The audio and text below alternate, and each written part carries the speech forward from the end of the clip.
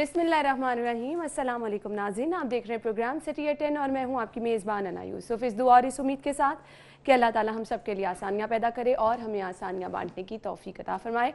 आज के प्रोग्राम का बाकायदा आगाज़ कर लेते हैं। सबसे पहले तो आप सबको हज की मुबारकबाद। बहुत सारे हमारे ऐसे पाकिस्तानी बहन भाई हैं जो कि इस दफ़ा इस साल हज की सादत हासिल करने के लिए तमाम तरह अपनी तैयारियां कर रहे थे, लेकिन चूँकि कोरोना वायरस है इस वजह से बहुत सारे आज़मीन जो हैं इस दफ़ा इस सादत से महरूम रह गए हैं। लेकिन अल्लाह ताला का लाख लाख शुक्र है कि अल्लाह ताला ने हमें ये मौका दिया है कि हम ज़िंदगी अता फ़रमाई है, सेहत वाली ज़िंदगी अता फ़रमाई है कि अल्लाह ताला की इबादत कर सकें और आने वाले सालों में इंशाल्लाह हम सभी हज की सादत भी हासिल कर सकेंगे। तो नाज़रीन, आज के प्रोग्राम के हवाले से कुछ मैं आपको बताना चाहूँगी। आज कुछ बात करेंगे हम रिश्तों के हवाले से। रिश्ते हम देखते हैं कि बहुत अहम होते हैं।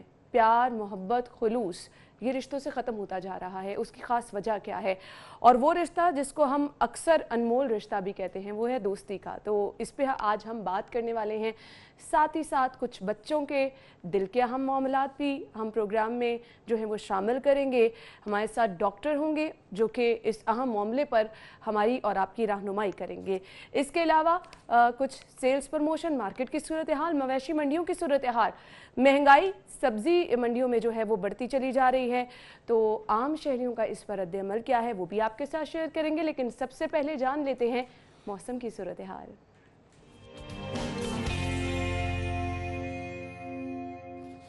जुनेद रियाज ने हमें ज्वाइन किया। जुनेद, बताइए वेदर अपडेट्स क्या हैं? कल तो मुख्तलिफ इलाकों में बारिश भी हुई, मौसम भी खुशगवार हुआ, ठंडी हवाएं चल रही थी। आज क्या प्रेडिक्शन की जा रही है? जी, शहर में गुज़िश्ता रोज़ जो बारिश हुई है उससे जो हब्स का ज़ोर था वो टूट चुका है और आज भी मौसम जो है वो जुज़वी तौर पर अबरलूद रहने का इम्कान ज़ाहिर किया गया और आज शहर में तेज़ हवाओं के साथ जो है वो बारिश होने का इम्कान है। महकमा मौसमियात के मुताबिक आज ज़्यादा से ज़्यादा दर्जा हरारत जो है वो 34 डिग्री सेंटीग्रेड तक जाने का इम्कान है, जबकि सुबह के वक्त कम से कम दर्जा हरारत जो है वो 26 डिग्री सेंटीग्रेड रिकॉर्ड किया गया। और अगर हवा में नमी के तनासब की बात की जाए तो सुबह के वक्त हवा में नमी का तनासब 83%, जबकि शाम के वक्त जो है 72% तक जो है वो जाने का इम्कान है। आज शहर में तेज़ हवाओं के साथ जो है वो बारिश जो है वो मुख्तलिफ़ औकात कार में जो है हो सकती है और महकमा मौसमियात का कहना है कि आइंदा 2 रोज़ तक जो है वो शहर का मौसम इसी तरह जुज़वी तौर पर अबरलूद रहेगा और शहर के मुख्तलिफ़ मकामात पर जो है वो बारिश का सिलसिला वक्फे वक्फे से जारी रहने का इम्कान है। ठीक है, thank you so much Junaid. मौसम की सूरत हाल आपने बताई, शहर की सूरत हाल जानने के लिए रुख कर लेते हैं अपनी टॉप स्टोरीज का। तो सबसे पहले खबर है हमारे पास जी, सब्जी, आटा, चीनी समेत तमाम अशिया मुंह मांगे निर्खों पर फरोख्त, हुकूमत महंगाई रोकने में मुकम्मल नाकाम।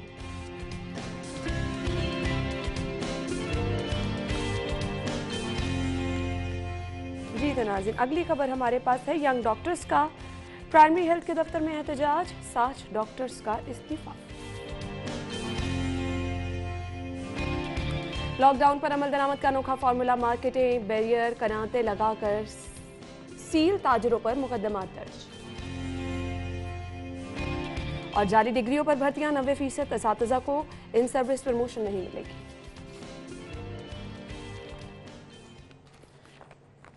जी तो नाज़रीन, ये हैं हमारी टॉप स्टोरीज, डिटेल में इन्हें डिस्कस करेंगे। स्टूडियो में हमारे साथ हमारे सीनियर रिपोर्टर अकमल सुमरू मौजूद हैं। अस्सलाम वालेकुम सुमरू साहब, क्या हाल चाल है आपके?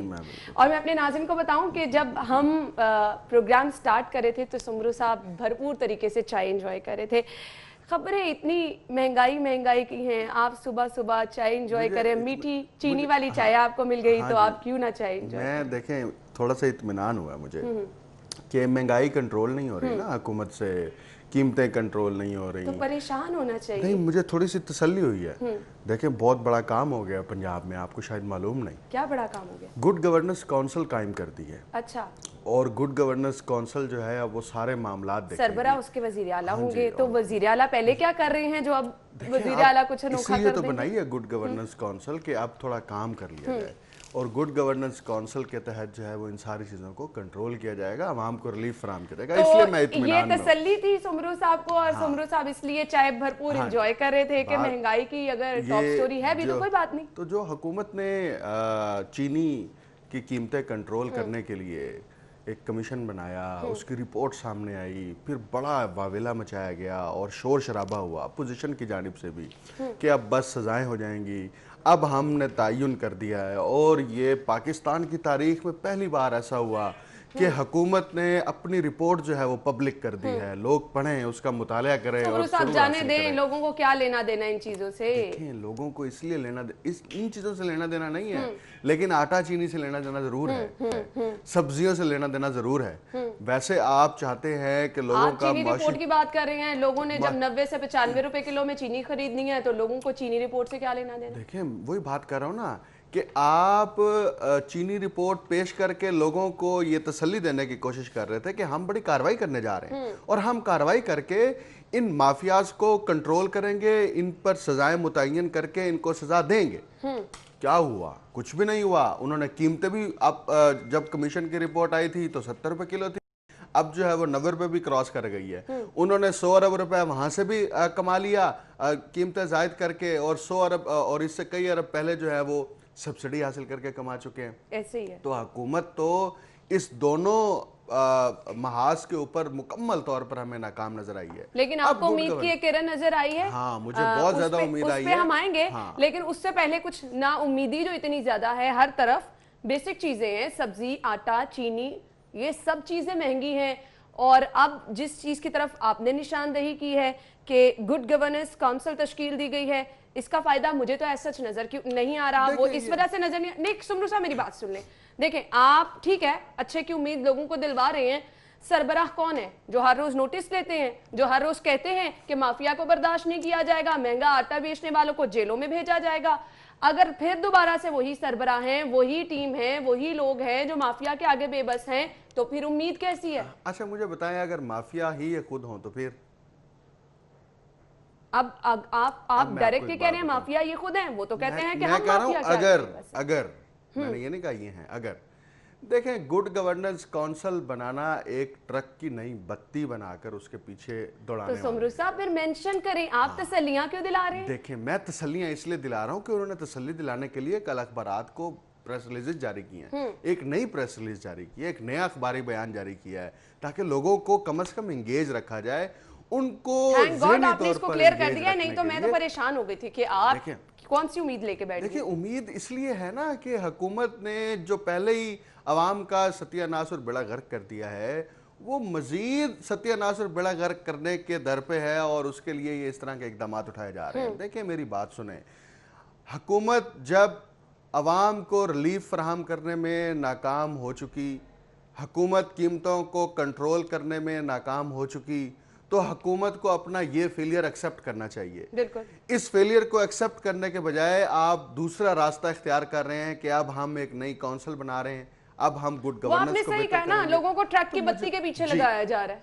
आप देखिए, मार्केट के अंदर से चीनी नहीं मिल रही, हुकूमत बेबस है, और इतनी ढटाई के साथ बयान मार्केट बल्कि यूटिलिटी स्टोर, जहां पर आपने यूटिलिटी स्टोर तो देनी है, वहां पे तो यूटिलिटी स्टोर तो छोड़ देना जी। हम कहते हैं जी आप सब्सिडी देंगे, आपके पास पैसा नहीं है, आप बहुत गरीब हैं, कसम। सुमरू साहब कैसे छोड़ दें? जिन लोगों ने इतनी महंगाई में सस्ती चीज फराहम करनी है, जिन लोगों ने उधर जाना है, धक्के खाकर दूर दराज जाना है, उनको तो बता दे कि वहां कुछ नहीं है। अन्ना देखें, यूटिलिटी स्टोर जो है ना वो गरीबों के लिए है ना, आपने वहां पर रिलीफ नहीं फराहम कर रहे, आप मुख्तलिफ बहाने इख्तियार कर लें। चले, मान लिया आम मार्केट के अंदर भी आपका कंट्रोल नहीं है, आपका परचून मार्केट के अंदर भी कंट्रोल नहीं है। अब उसका जवाब भी इस खबर में मेंशन है, उसका जवाब भी इस खबर में मेंशन है। आम मार्केट में इसलिए ये चीजें जो है कंट्रोल से बाहर है क्योंकि मंडियों में कंट्रोल से बाहर है, मंडियों में कोई पूछने वाला नहीं है। अब दुकानदार क्या करें? देखें, मैंने आपको कम से कम 3 या 4 प्रोग्राम पहले ये बात की थी कि कीमतों को कंट्रोल करने का जो ओरिजिन है ना, वो हमें, अगर हम सब्जियों की बात करें, फलों की बात करें, तो उसका ओरिजिन वो मंडी है। वहाँ पर सुबह सुबह सारे अफराद वहाँ जमा होते हैं, आड़ती जमा होते हैं, और वहाँ बोलियां लगती हैं, और उसके बाद माल की तरसील की जाती है। वहाँ पे कंट्रोल नहीं है। डीसी साहब भी मौजूद होते हैं ना, वहाँ पे कंट्रोल नहीं है। नंबर 1, आपका उस मरकज के ऊपर कंट्रोल नहीं है जहाँ से आपकी कीमतों का तयन होना है, प्राइमरी सतह। इसी तरह अगर अनाज की मार्केट की बात करें तो वहां पर भी आपका तयन नहीं है। देखिए, डिस्ट्रिक्ट इंतजामिया जो है ना, उसको घुमाना आता है। यही फन वो सीखते हैं सिविल सर्विस एकेडमी में, वो घुमा रहे और ब्यूरोक्रेसी यही सीखती है ना। ब्यूरोक्रेसी इस अनाड़ी हुकूमत को घुमाने में कामयाब हो गई है। देखिए कितनी खूबसूरत बात है, ब्यूरोक्रेसी कामयाब हो गई है, हुकूमत नाकाम हो गई है। चलो कोई तो कामयाब हुआ ना। तो अवाम कहाँ गई? अवाम तो हम कहाँ जाएं? अवाम तो शटल कॉक है ना, उसको कभी इधर से पड़ती है कभी उधर से पड़ती है। अवाम क्या करे? अवाम ने इनको वोट इसलिए दिए थे ना कि आप हमें शटल कॉक बना के रखें, आप हमें जो है जहां मर्जी उठा के फेंकते रहे। ऐसे ही है, लेकिन देख लें हम आपका ख्याल रखते हैं और आपको मीठी चाय भी दे देते हैं, तो अवाम क्या करे? ब्रेक लेनी है मुझे, ब्रेक की तरफ। तो चाय भी नहीं मिल रही मीठी, अब तो इंटरव्यूज चलना शुरू हो गए हैं जी। बुजुर्ग वैसे भी पहले चीनी कम पीते थे, अब वो कहते हैं जी हमने चीनी वैसे छोड़ दी है। देखिए 90 से 95 रुपए किलो आप चीनी दे रहे हैं, और गर्मियों के इस मौसम में जब लोग मशरूबात भी इस्तेमाल करते हैं और चाय में खासतौर पर चीनी का इस्तेमाल होता है, तो आपने तो उनसे वो चीजें भी छीन ली कि जनाब आप जो है ना, ये देखिएगा आप मुस्तकबिल में ये ऑक्सीजन पे भी टैक्स लगाएंगे। बिल्कुल आपने सही कहा। और फिर मुझे नहीं समझ आती कि नाकामी को माना क्यों नहीं जाता। उसको कवर करने के लिए आपने ये कह दिया जी आपने कौंसिल तश्कील दे दी है। ब्रेक लेंगे, ब्रेक के बाद वापस आते हैं। एहतजाज, 60 डॉक्टर्स मुस्ताफी हो गए। सुमरो साहब, ये मुझे 7 साल हो गए, ऑलमोस्ट 7.5 साल। ये यंग डॉक्टर्स के मुतालिबात ही नहीं मानने पे आते, इनके मसाइल ही नहीं हल होने। कौन से ऐसे मसाइल हैं? हर दौर में इनका एक मुतालबा नया होता है, हर दौर में इनका एक मुतालबा नया होता है। अब तो उनकी बात जो है ना, उन्होंने बड़े संगीन इल्जामात लगाए हैं। कल YDA ने प्रेस कॉन्फ्रेंस की है और उस प्रेस कॉन्फ्रेंस में उन्होंने 2 संगीन इल्जामात लगाए हैं। पहला इल्जाम उन्होंने ये लगाया है कि अब जो तकर्रुर तबादले किए जाते हैं वो पैसे लेकर, रिश्वत लेकर किए जाते हैं। अच्छा। और उसकी कीमतें मुकर्रर की गई हैं कि आपने कहाँ पोस्टिंग करानी है, उसके मुताबिक आप जो है ना वो आपको रिश्वत के पैसे देने होंगे। दूसरा काम ये किया है कि लाहौर शहर के अंदर से 16 लेडी डॉक्टर्स के तबादले कर दिए गए हैं और इस पर इल्ज़ाम ये लगाया गया है कि ये सीटें खाली छोड़ी गई हैं। वो जो पैसे लिए गए हैं उन पैसों के इवज़ अब लोगों की यहाँ पर अपॉइंटमेंट्स की जाएंगी, यानी शहर लाहौर के अंदर जो नए 16 लेडी डॉक्टर्स आएंगी वो पैसों के एवज आएंगे, रिश्वत लेकर आएंगे। ये YDA के संगीन तरीन इल्जामात थे जो कल प्रेस कॉन्फ्रेंस में उन्होंने लगाए। और इसके साथ ही 60 यंग डॉक्टर्स ने जो हैं वो अपने इस्तीफे भी दे दिए कि हम इन हालात में महकमा हेल्थ के साथ काम नहीं कर सकते। सही।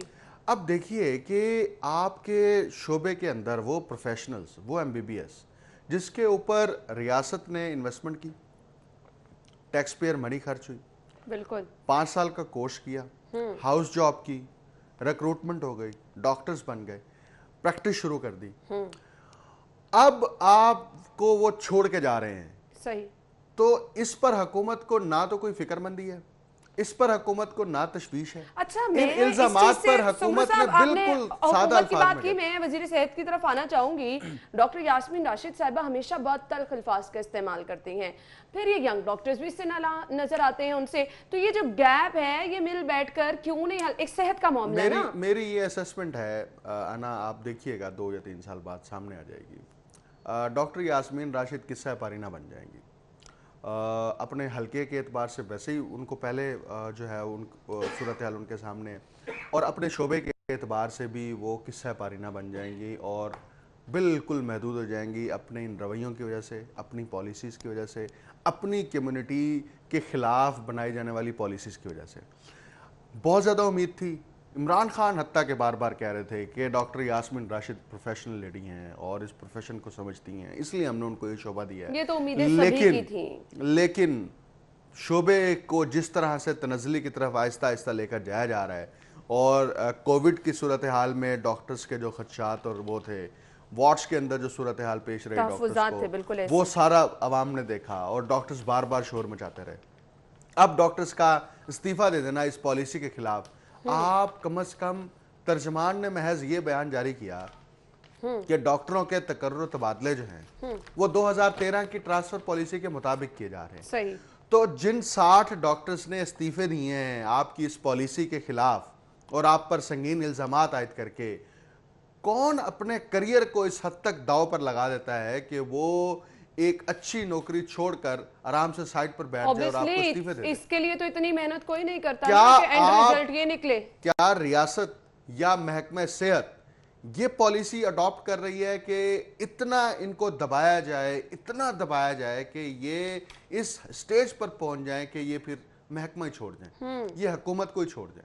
तो बात यह है कि हुकूमत की इस पॉलिसी से एक तरफ महकमा सेहत की बर्बादी होगी और दूसरी तरफ उसका डायरेक्ट, इनडायरेक्ट नहीं कह रहा, उसका डायरेक्ट इंपैक्ट पब्लिक की हेल्थ के ऊपर आएगा। बिल्कुल आप सही कह रहे हैं। हमारे यहाँ हॉस्पिटल्स में पहले ही बड़ा सीरियस इशू है कि डॉक्टर्स की किल्लत है, डॉक्टर्स की कमी है और पेशेंट का दबाव बहुत ज्यादा है और हॉस्पिटल्स की और तादाद फिर ये जो सारे मनाजिर हम अपने नाजरीन को दिखा रहे हैं, ये सब होगा तो फिर सेहत के मामला तो मुतासिर होंगे, कोई डॉक्टर नहीं देखेगा मरीजों को। ह्यूमन रिसोर्स को तो मैनेज कर सकते हैं ना। बिल्कुल, ये वो ह्यूमन रिसोर्स है जिसका बजट एलोकेटेड है, ये वो ह्यूमन रिसोर्स है जिसको आपने ट्रेंड किया, ये वो ह्यूमन रिसोर्स है जो हॉस्पिटल्स के अंदर पब्लिक को सर्व कर रहा है। आप नए हॉस्पिटल नहीं बना सकते, आप बेड्स नहीं खरीद सकते, आप ठीक है आपके पास माली मुश्किलात परेशानी होगी, लेकिन अपने ह्यूमन रिसोर्स को तो मैनेज कर सकते हैं। अगर वो ह्यूमन रिसोर्स ही आपसे मैनेज नहीं हो रहा तो फिर उस महकमे की पूरी ब्यूरोक्रेसी, उस महकमे का वजीर और वजीर आला पंजाब को ये सोचना चाहिए। सुमरू साहब, यहाँ तो कुछ मैनेज नहीं हो रहा, लेकिन दूसरी जानिब जहाँ मैनेज अच्छा किया जा रहा है वहां पर मैं एक नजर डालना चाहूंगी। लॉकडाउन पर अमल दरामद के लिए अनोखा फॉर्मूला सामने आया है, बड़े जबरदस्त तरीके से मैनेज कर रहे हैं वो। ये मार्केटें बैरियर और कनाते लगाकर बंद कर दी गई हैं, सील कर दिया गया है, ताजरों पे मुकदमात भी दर्ज हो रहे हैं। अच्छे तरीके से मैनेजमेंट की जा रही है सुमरू साहब। मौशिक कत्ल करना है ना, पिछले 2 साल से मौशिक कत्ल की मैनेजमेंट की जा रही है, इक्तिसादी बदहाली की मैनेजमेंट की जा रही है, लोगों को कसम पुरसी की हालत में धकेलने की मैनेजमेंट की जा रही है, लोगों से उनके बुनियादी हकूक सलब करने की मैनेजमेंट की जा रही है। हर वो मैनेजमेंट की जा रही है जो इंसानी हकूक के खिलाफ है, हर वो मैनेजमेंट की जा रही है जिसका इनको मैंडेट दिया गया था उसके खिलाफ जो है की जा रही है। आपने रियासत ने जबरदस्ती लोगों का कारोबार बंद कराया, रियासत ने इस हद तक जो है वो आगे चली गई है कि वो अफराद जो कारोबार करते हैं, वो ताजिर, वो छोटे दुकानदार, उनके खिलाफ मुकदमात दर्ज करने शुरू कर दिए। और आईने पाकिस्तान के तहत जो नोटिफिकेशन जारी हुआ है, इसकी रद्दी के टुकड़े की हैसियत है कि आप एक शहरी को उसका कारोबार करने के हक से महरूम नहीं रख सकते। आप फिर कानून बनाएं, आप असेंबली से उसको पास कराएं। अगर कानूनी एतबार से देखा जाए तो इसकी कोई हैसियत नहीं है कि इस नोटिफिकेशन की बुनियाद पर पूरे सूबे को मफलूज कर दिया, जबकि पूरे पाकिस्तान में कारोबार जारी है, बाकी तमाम सूबों में कारोबार जारी है। आपने यहाँ के ताजिर का मजीद मुआशी कत्ल किया। अना पूरे पाकिस्तान में पंजाब की जो इक्तिसादी हैसियत है वो बहुत ज्यादा है। यहाँ पर इंडस्ट्री के हवाले से देख लें, यहाँ पर कंजम्पशन के हवाले से देख लें, यहाँ पर वेल्थ की सर्कुलेशन के हवाले से देख लें, आपने वो पूरे का पूरा पहिया जो है वो जैम कर दिया और आपने जबरदस्ती अपनी ताकत की बुनियाद पे, बिल्कुल ये ताकत का आपने सही वर्ड इस्तेमाल किया ना, आपने शालम मार्केट, आपने अनारकली कनाते लगा दी। जहां पर ताकत इस्तेमाल हो सकती है वो माफिया जो रोजाना की बुनियाद पर कीमतों में वहां ताकत इस्तेमाल नहीं हो सकती। बिल्कुल आपने सही कहा, क्योंकि वो माफिया आपके साथ बैठा होता है, बिल्कुल आपने सही कहा, बराबर की चेयर पे बैठा होता है, बिल्कुल आपने सही कहा, आपके टेबल के ऊपर बैठा होता है। जहां पर रियासत ने अपना आप मनवाना है वहां मनवा के रहती है। वही बात हो रही है कि जिन लोगों के साथ आप अलाइंड हैं वहां पे आप बेबस हैं, वहां पर आपने सिर्फ अखबारी बयान जारी करने हैं, और जिनके साथ अलाइंड नहीं है उनके साथ आप ये सलूक कर रहे हैं कि रास्ते में बैरियर्स लगा दिए हैं, उनके खिलाफ मुकदमात दर्ज हो रहे हैं, पर्चे दर्ज हो रहे हैं, गिरफ्तारियां हो रही हैं। बिल्कुल ऐसे ही मुझे बताएं, ये सब कुछ आइन की खिलाफ वर्जी है और संगीन तरीन खिलाफ वर्जी है। सुमरू साहब, ये तब्दीली आई है, वो नारा बड़ा मकबूल था, रोक सको तो रोक लो, तब्दीली आई रही है, तो ये तब्दीली के बाद कुछ नई तब्दीली मैंने आपको दिखानी है सुमरू साहब। अभी आप ये चीजें छोड़ दें, ये तो बड़ा हो गया, कुछ तब्दीली, नई तब्दीली आई है, और वो तब्दीली, ये जो तब्दीली लेकर आए हैं यही लोग तब्दीली की वजह भी बने हैं। वो तब्दीली क्या है, ब्रेक के बाद आपको मैं दिखाती हूँ, हमारे साथ रहिएगा। ब्रेक के बाद आपको एक बार फिर से खुश आमदीद कहेंगे। सुमरू साहब अखबार पढ़ने में इंतहाई मसरूफ हैं। सुमरू साहब, ईद की शॉपिंग हो गई थी आपकी? नहीं जी, शॉपिंग से पहले इन्होंने मार्केटें बंद कर दी। यानी आप भी उन लोगों में शामिल है जिनकी ईद की शॉपिंग नहीं हो सकी। तो एक जगह है जहां से आप शॉपिंग कर सकते हैं, वो जिस तब्दीली की मैंने बात की थी ना, अच्छा, वो कुछ तब्दीली ऐसी, पहले वीडियो दिखाते हैं आपको, तो फिर सुमरू साहब डिसाइड करेंगे कि शॉपिंग उन्होंने अब करने के लिए जाना है, आसानी बिल्कुल उनके लिए हो जाएगी। जी दिखाइएगा।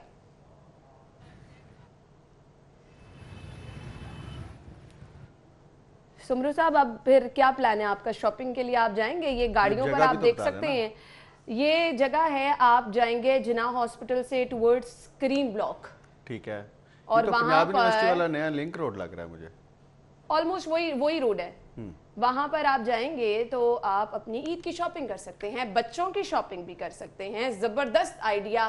तो ये मैं कह रही थी, रोक सको तो रोक लो। जिन्होंने तब्दीली लेकर आए हैं उन्होंने फिर बहुत कुछ तब्दील किया है। ये सील की गई कनाते कहाँ गई, आपकी पुलिस की नफरी कहाँ गई, आपका लॉकडाउन कहाँ गया। इनोवेशन है ना ये। बिल्कुल। देखिए वैसे तो हम शहर में देखते हैं ना, ये लेकिन किसी जगह पर ये बड़ी स्मार्ट है। देखिए बात ये, स्मार्ट लॉकडाउन से भी स्मार्ट है। देखिए इन्होंने पब्लिक को फैसिलिटेट किया कि वो लोग जो खरीदारी से महरूम कर दिए गए रियासत की जानिब से, रियासत की जानिब से उस कदगन लगाने की वजह से जिनको कपड़े लेने से जो है वो रोक दिया गया, जिनको बच्चों की खुशियों के आगे जो है वो डाके डालने की कोशिश की गई, उनके लिए इन्होंने मुतबादिल रास्ता इख्तियार किया। और मेरा ख्याल में ये बिल्कुल जायज़ बात है और वो कानून के मुताबिक, आईने पाकिस्तान के मुताबिक कारोबार कमाल हो गया। मौसम भी कल बड़ा अच्छा था और मौसम भी अच्छा है, दिलकश, और ये रोड भी बड़ा कुशादा है। यहाँ पर वो ट्रैफिक जैम का भी कोई वो नहीं है, क्योंकि दोनों तरफ से कोई मार्केट नहीं है, खाली ग्राउंड्स हैं और यूनिवर्सिटी के ग्राउंड्स हैं। और ये रोड जो है आपका सीधा मून मार्केट जा रहा है। मून मार्केट तो बंद है, करीम ब्लॉक तो बंद है, सॉरी, उस तरफ जा रहा है, लेकिन आप इस रोड पर आप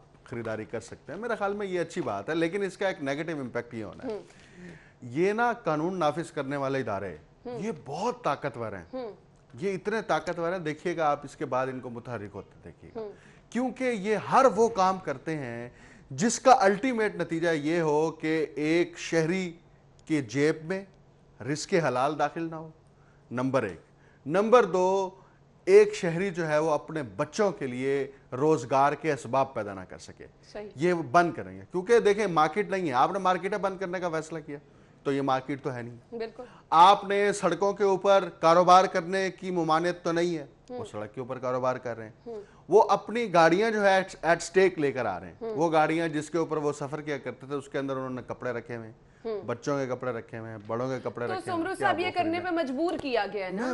देखें आप फोर्स जब इतना दबाएंगे तो लोगों ने कोई ना कोई मुतबादिल तो करना है। अच्छा, या तो फिर लोग डाके मारना शुरू कर दें, चोरियां करनी शुरू कर दें, करप्शन शुरू कर दें, बदगुमानी करना शुरू कर दें। जाता है जब कारोबार बंद हो जाएंगे तो लोग खाएंगे कहां से? जो एक शरीफ आदमी है, एक शरीफ शहरी है, वो तो यही करेगा ना। बिल्कुल सही कहा। वो तो रिस्क हलाल कमाने के लिए मुतबादिल जराए तलाश करेगा। वो चाहे उसको गाड़ी में बैठ के काम करना पड़े, चाहे मार्केट में बैठ के जाए, मार्केट में जाए तो आपकी पुलिस वहां खड़ी है और वो वहां पे। अच्छा, आप इन शहरियों को शरीफ कह रहे हैं, मैं कह रही हूँ ये स्मार्ट है, ये स्मार्ट लॉकडाउन से भी स्मार्ट है। ऑब्वियसली देखिए स्मार्ट प्लानिंग उसी वक्त ही होती है ना जब घर में फाके शुरू होना हो जाए, आपने सही कहा, या जेब में पैसे ना हो, या बच्चों के अखराजात पूरे ना कर सके हो, तो आपको उसी वक्त इस तरह की स्मार्ट प्लानिंग करते हैं। तो मेरा ख्याल में इसमें कोई बुरी बात नहीं है, बहुत अच्छा है। और मेरा ख्याल में ये देखिएगा आप शहर के मुख्तलिफ रोड्स पर ये शुरू हो जाएगा। बिल्कुल आपने सही कहा। अब ये आइडिया लोगों को मिल गया है तो आपको ईद तक, कल का दिन है, तो आपको ये आइडिया जो है शहर में हर जगह ही नजर आएगा, क्योंकि फिर बात वही है कि लोगों ने अपना रोजगार, तो एक अच्छा मौका है, उस पर लोग किस तरह कॉम्प्रोमाइज करें। अगली खबर की तरफ जाते हैं। जाली डिग्रियों पर भर्तियां, म्यूनिसिपल कैडर असातिज़ा की तालीमी असनाद की तस्दीक कराने का फैसला किया गया है। ये इतनी देर से क्यों सोमरू साहब ख्याल आया? देखिए बात यह है कि ये पिछले कई अरसे से, बल्कि गुज़िश्ता 4 से 5 सालों से जब पहली दफ़ा ये मामला शुरू हुआ पार्लियामेंटेरियन से, देखें पार्लियामेंटेरियन ने जो इस कौम के साथ फ्रॉड किया है और किसी को कुछ नहीं हुआ, किसी को कुछ नहीं हुआ। बिल्कुल। फ्रॉड, जालसाजी, धोखाधड़ी के कवानीन इंतहाई सख्त हैं, लेकिन इनके खिलाफ कुछ नहीं हुआ। बिल्कुल। वो आपने क्या किया, आपने ज्यादा से ज्यादा वर्स्ट कम वर्स्ट सिचुएशन यही कि आपने उनकी रुकनीत मनसूख कर दी, पार्लियामेंटेरियनशिप मनसूख कर दी, वहां से शुरू हुआ। फिर मालूम हुआ कि ये तो हर जगह पे चेक एंड बैलेंस होना चाहिए, और महकमा स्कूल में अब जाके वो पहुंचा है। वो म्यूनसिपल, क्योंकि हमारे यहाँ स्कूल्स की 2 कैटेगरीज हैं बेसिक, एक वो हैं जो डायरेक्ट गवर्नमेंट के अंडर चल रहे हैं, यानी जिसकी इंतज़ामिया, जिसके माली मामलात सब कुछ जो है वो महकमा स्कूल्स देख रहा होता है, और दूसरी जानिब जो है वो म्यूनसिपल कॉरपोरेशंस के तहत जो है, अगरचे म्यूनसिपल कॉरपोरेशन उस तरह से एग्जिस्ट नहीं करती, लेकिन उसके तहत सिटी डिस्ट्रिक्ट गवर्नमेंट के तहत जो स्कूल्स चलाए जाते हैं, वहाँ पर जो उस केडर के जो असातिज़ा तैनात हैं, उनकी असनाद, उनके पास तो मैट्रिक की सनद है या इंटरमीडिएट की सनद है, उनके पास कोई MA, MPhil, PhD की डिग्रियां तो है नहीं, तो उनकी असनाद की ये जांच पड़ताल करने का फैसला हुआ है। ये खुशाइन बात है, क्योंकि ये भर्तियां पुरानी हैं, 10-10 साल, 15-15 साल, 20-20 साल पुरानी हैं, और अगर अब 15 साल बाद, 20 साल बाद ये मालूम होता है कि डिग्रियां जाली हैं या उनकी इसनाद जो है वो दुरुस्त नहीं है। एक तो भर्तियां जाली, डिग्रियों की आप बात कर रहे हैं, 20-20 साल की आप बात कर रहे हैं, तो हम अपने स्टूडेंट्स को, अपने तलबा को तालीम क्या दे रहे हैं? फिर जो हम मयार का रोना रोते हैं, देखिए वो तो तालीम फिर ऐसा क्या मयार मयार ही होगा? ना। देखिए तालीम का मयार क्या होगा? सूबे के अंदर जो है इस वक्त लाहौर समेत पूरे पंजाब के अंदर जो आपके मैट्रिक पास और इंटर पास असातिज़ा की तादाद है वो आपकी 12,000 से ज़ायद है। यानी कि आप स्कूलों के अंदर मैट्रिक और इंटर पास असातिज़ा को जब तैनात करके रखेंगे, अगरचे उस वक्त की ये पॉलिसी है, पुरानी पॉलिसी है, 20 साल 25 साल पुरानी पॉलिसी है, ठीक है, उस वक्त तालीमी सूरत हाल ये थी, अब हालात बदल गए हैं। आप उसके जरिए से कैसे क्वालिटी एजुकेशन ले सकते हैं? क्वालिटी एजुकेशन का स्टार्ट क्वालिटी टीचिंग के साथ होता है। जो उसका इंफ्रास्ट्रक्चर है, जो क्लासरूम है, जो सहूलियात हैं, किताबें हैं, फर्नीचर है, पंखे हैं, वो सारी उससे एसोसिएटेड हैं। अगर टीचर की पेडागोजी बहुत अच्छी है और उसको पढ़ाना आता है तो वो बच्चों को एंगेज कर लेता है, फैसिलिटीज ना होने के बावजूद, इंफ्रास्ट्रक्चर की कमी होने के बावजूद। लेकिन इस उस्ताद की तालीमी काबिलियत ही मैट्रिक और इंटरमीडिएट होगी, तो आप उससे क्या तवक्को कर सकते हैं? और उस स्टेज पर जहां पर बच्चे की बुनियाद बन रही होती है, आपने सही कहा, जहां पर बच्चा सीख रहा होता है, जहां पर बच्चे की लर्निंग डायरेक्शन तय हो रही होती है, वहां पर आप बच्चों को ऐसे असातिज़ा फराहम करते हैं। तो अब आप डिग्रियों की तस्दीक कर रहे हैं और आप ये भी आपको ही दुआ करनी चाहिए, हम तो क्या दुआ करें, आपको दुआ करनी चाहिए कि ऐसे केसेस ना आए कि जिससे आपकी बदनामी हो, फिर पंजाब की बदनामी हो, पूरे महकमा तालीम की बदनामी हो। लेकिन आप इस पॉलिसी को रिवाइज जरूर करें, उनका डेटा जमा करें, जो लोग मैट्रिक इंटरमीडिएट, और ये सिर्फ एक दफा नहीं होना चाहिए, इसका एक टाइम फ्रेम होना चाहिए कि आपको बार बार ये अमल रिपीट करना चाहिए। वैसे तो पॉलिसी ये होती है, देखें जब भी सरकारी मुलाजमत दी जाती है किसी को भी, विद इन 2 मंथ उस शख्स के जितने भी क्रेडेंशियल्स हैं in terms of academic qualification, वो आप सारे चेक करते हैं, वो वेरीफाई करते हैं, वो मुतलका बोर्ड से वेरीफाई करते हैं। उसके बगैर मुलाजमत नहीं मिलती। जब तक वो वेरीफाई नहीं होती, उसकी वेरीफाई की रिपोर्ट्स लगती हैं फाइल के अंदर और स्टैंप्स होती हैं कि जनाब हमने ये वेरीफाई करा लिया। वो इंडिपेंडेंटली खुद वेरीफाई कराते हैं। ये तो शुरू से है। अगर इसके बावजूद अगर ऐसी सूरत हाल पैदा होती है या तो उन अफसरान से जरूर बाज़गश्त फिर होगी कि बाज़पुरस होगी कि जनाब बताइए कि आपने ये क्या किया था और आपने ये भर्तियां कैसे की। बिल्कुल, जो जिम्मेदार हैं फिर पूछा तो नहीं सही जाएगा। नाज़रीन, मुझे ब्रेक की तरफ जाना है, ब्रेक लेंगे और ब्रेक के बाद वापस आते हैं। आपने कहीं नहीं जाना, हमारे साथ रहना है। हम खबरें, अगली खबर हमारे पास है, इसको अच्छी खबर मेरे ख्याल से कहना चाहिए, क्योंकि 8 माह बाद ये होने जा रहा है। गाड़ी और मोटरसाइकिल के रजिस्ट्रेशन कार्ड बनना शुरू हो गए हैं। सोमरू साहब, कैसे देखते हैं इस खबर को? देखिए जी, पंजाब गवर्नमेंट ने, बल्कि पीटीआई हुकूमत ने यह फैसला किया था कि हम जो रजिस्ट्रेशन है उसको हम स्मार्ट कार्ड पर मुंतकिल करेंगे और स्मार्ट कार्ड का इजरा करेंगे। सही। उसका नुकसान ये हुआ कि था तो बड़ा इनोवेटिव आइडिया, नुकसान ये हुआ कि रजिस्ट्रेशन ही रोक दी। सही। आपने कार्ड जारी करना ही रोक दिया। अच्छा, क्यों रोक दी? आपके पास मशीनरी नहीं थी, आपके पास मतलूबा सहूलियात नहीं थी, आपके पास कार्ड छापने के लिए मशीनें नहीं थी, और कार्ड छापने के लिए जो आपको कार्ड्स रॉ फॉर्म में दरकार थे वो मौजूद नहीं थे, यानी जल्दबाजी की गई। अब जो है आपने 8 महीने बाद जो है ये बयान जारी किया है कि अब हमने 20 मशीनें खरीद ली हैं और 7.5 लाख स्मार्ट कार्ड जारी होने हैं। इन्होंने 2 महीने में करने और ये बताया गया है कि रोज़मर्रा की बुनियाद पर जो है वो 20,000 जो है वो कार्ड बनाए जाएंगे और इसमें 90% वो कार्ड हैं 7.5 लाख में से जो पुराने कार्ड्स हैं। अच्छा। नई रजिस्ट्रेशन तो हो नहीं रही। नई रजिस्ट्रेशन के कार्ड की जो इन्होंने परसेंटेज रखी है वो सिर्फ 10% है। यानी पहले उन शहरियों को जारी किए जाएंगे जिनको इन्होंने जारी करने हैं स्मार्ट कार्ड, और अब जो है वो साथ में नई रजिस्ट्रेशन भी शुरू होगी। बहुत देर से ये आया है और इसका शहरियों को नुकसान भी हुआ है, शहरियों को ज़हनी कोफ्त का भी सामना रहा है, परेशानी और मुश्किलात का भी सामना रहा है। बहरहाल अब ये रहे कि ये मशीनें चलती रहें, ये ना हो कि हफ्ते बाद आप उस टारगेट को हासिल करने के लिए 20 में से पता लगे 10 मशीनें खराब हो गई हैं और आपके पास जो है वो कार्ड जो आपने माल खरीदा है वो वहीं पर पड़ा। वो जल्दबाजी का एक नतीजा पहले भुगता और एक अब ना हमें भुगतना पड़ जाए। खैर, अगली खबर की तरफ जाएंगे। 24 घंटे में कोरोना के 86 नए केस और 4 अफराद जान बहक हुए हैं। ये चीजें लोगों को बताना इसलिए जरूरी है क्योंकि समहाउ मुझे भी ये लगता है कि शायद अब वो जो पीक टाइम था वो खत्म हो गया है। अब एहतियात की आज सच इतनी जरूरत नहीं है, ऑल्दो मैं एहतियात करती हूँ, लेकिन वो जो एक डर और एक खौफ की फिजा हर तरफ नजर आती है, मुझे लगता है वो कम हो गई है। हाँ, वो ऑब्वियसली कम हो गई है। देखें, लोग ना एक ह्यूमन साइकी है, वो जब एक एमरजेंसी की सूरत हाल पैदा हो और वो सूरत हाल कांस्टेंट हो जाए तो उसके साथ एडजस्ट कर जाते हैं। बिल्कुल। तो इंसान ने और ख़ास तौर पर शहरियों ने उसके साथ खुद को एडजस्ट कर लिया, ये उसकी फितरत में था, ये इंस्टिंक्ट है। तो ये वजह है बुनियादी तौर पर। लेकिन आपको वो एहतियाती तदाबीर ज़रूर इख्तियार करनी चाहिए जो SOPs कोरोना के हवाले से हैं, और ख़ास तौर पर बुज़ुर्गों का भी आपको ख्याल रखना चाहिए। इसका मतलब कतई ये नहीं है कि आप एहतियात करना छोड़ दें, क्योंकि अभी कोई भी ऐसी मेडिकल रिपोर्ट सामने नहीं आई जिसकी बुनियाद पर यह कहा जाए कि अब ख़तरा कोई नहीं है या कोई परेशानी की बात नहीं है। हाँ, जो लोग क्रिटिकल सिचुएशन में हैं, ये उनमें जो है वो डेथ हुई है। और जो टेस्टिंग की सूरत हाल है वो हमने लास्ट टाइम भी कहा था कि अब शहरी टेस्ट नहीं करा रहे, तो हुकूमत के पास टेस्ट किटें पड़ी हुई हैं लेकिन टेस्ट हो नहीं रहे। हुकूमत ज़बरदस्ती जाके तो टेस्ट कर नहीं सकती ना कि आए हम आपका टेस्ट करें, हम आपका टेस्ट करें। तो शहरी को खुद वो लेना पड़ इनिशिएटिव लेना होता है।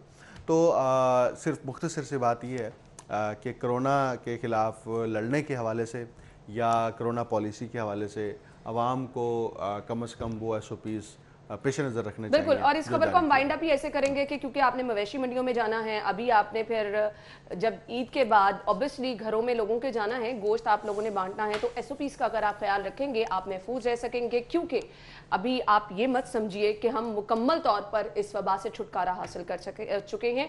इंशाल्लाह वो वक्त भी दूर नहीं है, लेकिन अभी एहतियात की बहुत ज़्यादा ज़रूरत है। अगली खबर की तरफ जाएंगे। 8 लाख असला लाइसेंस कंप्यूटराइज नहीं करवाए गए, तारीख में 31 दिसंबर तक तौसी कर दी गई।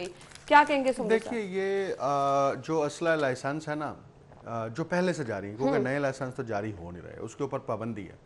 तो जो असला लाइसेंस जारी किए गए थे पहले से, उसके हवाले से शहरियों को, जो लाइसेंस होल्डर हैं, उनको ये डायरेक्शन जारी की गई थी कि आप अपने पुराने लाइसेंस जमा कराएं और अपने कंप्यूटराइज लाइसेंस हासिल करें, क्योंकि कंप्यूटराइज लाइसेंस में आपका डेटा जो है वो सारा डिजिटल पे कन्वर्ट हो जाएगा। बिल्कुल ऐसे। तो ये भी मालूम होगा, आप किसी का रिकॉर्ड फौरी तौर पर चेक कर सकते हैं। कोई ऐसा केस सूरत हाल सामने आती है, किससे वेपन बरामद होता है और वो कहता है, ये दावा करता है कि मेरा लाइसेंस्ड वेपन है, तो उसको आप चेक कर सकते हैं। तो उसके दो पहलू हैं। एक नंबर ये कि आपका जो असला आपके पास, जो वेपन आपके पास है, उसको आप ऑन रिकॉर्ड लाएंगे, नंबर एक। नंबर दो, आपकी जो लोग हैं जिनके पास असला लाइसेंस है, वो सारा कंप्यूटराइज हो जाएगा। ठीक है।